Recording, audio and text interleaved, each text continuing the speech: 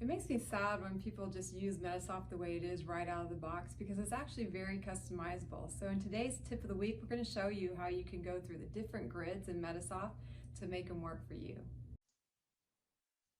So in today's Medisoft tips and tricks videos, I'm going to show you how to customize your Medisoft, the different windows in Medisoft to work for you. Now, the idea in Medisoft is you want to get all your windows customized and set up so that you can view the information that you need to see quickly and get rid of the information that is kind of cluttering up your view that you don't need to see. This can save you time to have to drill down into different areas of the program.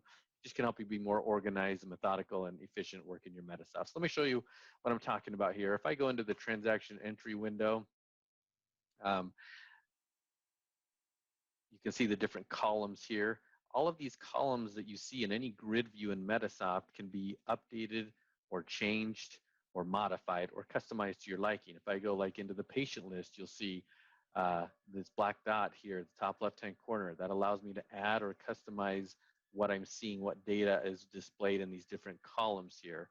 So let me go back into transaction entry, for instance. I'll show you how this is done. So I'm gonna pull up just any patient here. And first of all, let me restore this. Your Medisoft probably looks something similar to this. What I'm going to do is click on the black dot. I'm going to remove any of the columns that I don't want. So I'm going to remove all these NDC code fields. I don't really like them. I don't really want to view the type of service or the place of service. And by the way, you can rename these as well. So instead of place of service or POS, you can write, place of service, however you want it to be displayed. You can customize all that here. So as soon as I click OK, you can see that those columns went away. I can also right click. I can do add fields. I like to always add a field called the remainder amount here. You see that there's lots of fields for you to choose from. So you can select a lot of different data here. I'm just going to choose a column called the remainder amount, hit OK, click OK, and you see that it added it here. You can also click and drag this if you like to resort how the columns are. And this is true anywhere in the program. So if I go to like the patient list, let's say, in the case list, you can also click the black dot here. Go ahead and remove some of these fields that I don't really care about. Oops, sorry, let me try it again. I'm going to remove the patient indicator. I'm going to remove the billing code because I don't really care about that. I've got the last name in my name column. I'm going to remove that. So let's hit OK. You see that I removed some of the columns. Now let's say that I want to see, for instance, their email address. Let's scroll down and add their email address to the view. Oh, I don't have a lot of them here. Same thing with the case. Let me squeeze this over a little bit. Get the information here that you want. Let me restore this. For instance, your Medisoft probably looks something similar to this. So just click on the black dot again, add the columns, remove columns that you don't want. I'm going to remove the insurance 3. I'm going to remove the referral access number, the initial treatment date, the Medicare secondary reason. Hit OK.